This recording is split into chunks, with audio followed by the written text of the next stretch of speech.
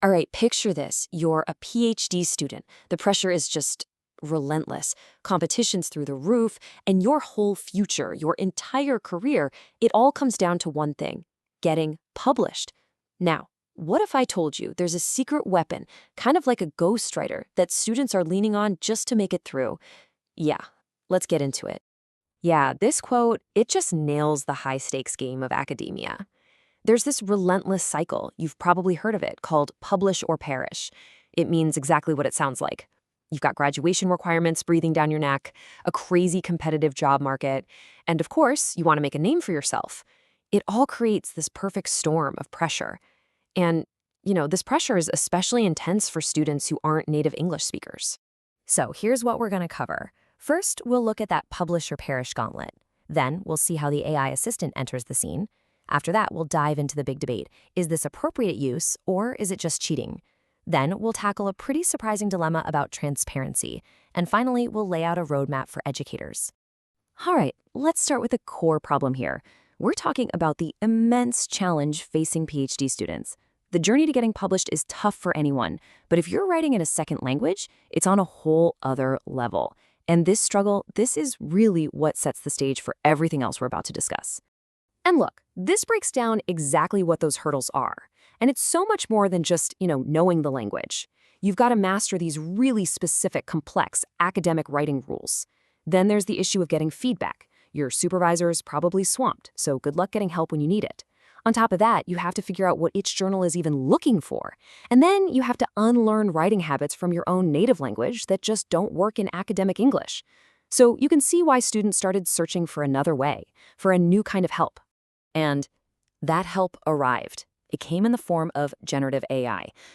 Tools like ChatGPT. All of a sudden, students drowning in all that pressure had a solution that was powerful, easy to get to, and, as we're about to see, incredibly controversial. But the real question is, just how many students are actually using this stuff? Okay, get ready for this, because this chart from the study is, honestly, it's staggering. Just look at these numbers. If you add it up, we're talking about more than 80% of PhD students surveyed using GenAI for their academic writing. Over 80%. Almost half say sometimes, but look, a full third are using it often or always. So yeah, this is not some niche little tool. It's quickly becoming a standard part of how academic work gets done. So with so many people using it, you have to ask the obvious question: is this okay? And this is where things get really complicated. The core conflict here is that even the students who are using these tools can't agree on where the line is. When does a helpful assistant become, well, a shortcut for cheating?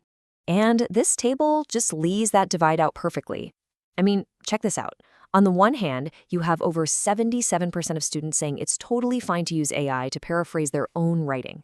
But then, on the flip side, an almost identical number, 76%, say it is completely inappropriate to just copy-paste sentences that the AI generates. So what does that tell us? The key takeaway here is that students see AI as a tool to polish and refine what they've already written, not as something to do the writing for them. And these quotes from the study itself, they just bring this whole debate to life. You've basically got two camps. In one corner, you have the pragmatist, who's saying, look, I'm just trying to be efficient here. If this helps me get my work done, it's fair game. But in the other corner, you have the integrity view, arguing that using sentences the AI wrote is just fundamentally dishonest. They say it's no different than plagiarism. Two totally opposing views. Okay, so we've established this major tension, right, between what's helpful and what's considered cheating. And that tension leads us straight to what I think is the most jaw-dropping part of this entire study. Let's talk about the transparency dilemma. So when you ask these students, in principle, their answer is crystal clear. More than 90% of them agree that, yeah, you should follow the journal's rules. You should be transparent about using AI. They believe in the rules. They believe in academic integrity, in theory. But what happens when it's time to actually submit the paper? And boom, here it is. This is the big reveal. Nearly 60% of those same students admit that when push comes to shove, they would choose not to declare that they used AI for things like drafting or revising. That is a massive disconnect between what they say they believe is right and what they actually do. So what's going on here? Why all this secrecy? Well, the reasons are pretty complicated, but a lot of it comes down to one thing: Fear. Students are just terrified of being judged. They're worried that if they admit to using AI, reviewers will doubt how original their ideas are and that it could tank their academic reputation. And of course, many of them rationalize it. They tell themselves, hey, using AI to brainstorm is just like using Google. Or, I only used it for little language polishing. That's not a big deal. It doesn't need to be declared. And this quote from a student just sums up that thinking perfectly. They're basically asking, listen, if I use Google to brainstorm ideas, do I have to declare that I used Google? And it's a fair question, right? In their minds, if you don't have to cite every search engine or every little chat you had with a colleague, why is this tool any different? It's a huge gray area, and for them, the safe option is just to keep quiet about it.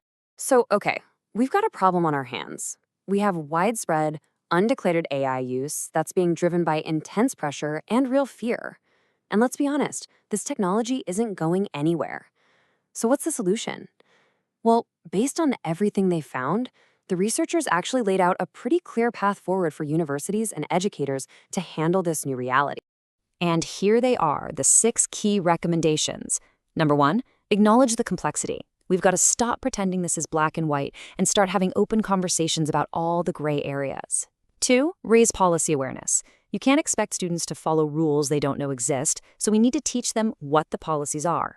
3, prioritize human accountability. We have to hammer home the point that at the end of the day, the author, the human, is always in charge. 4 and 5 are about getting practical. Actually learn what these tools can and can't do, and teach students how to write good prompts so they can use them effectively. And finally, number 6, tailor the training. A history student is going to use these tools differently than a biology student, so the guidance needs to fit the discipline. So when you boil it all down, what this really shows us is that the story of the AI ghostwriter isn't really about technology at all. It's a story about human beings, about pressure, about integrity, and about the ethical choices we make when we're given powerful new tools. The challenge isn't the AI. The challenge, as it so often is us. And that leaves us with one last really big question to chew on. As these AI tools get woven deeper and deeper into the writing process, we really have to ask ourselves, in an age of AI co-authors, what does originality even mean anymore?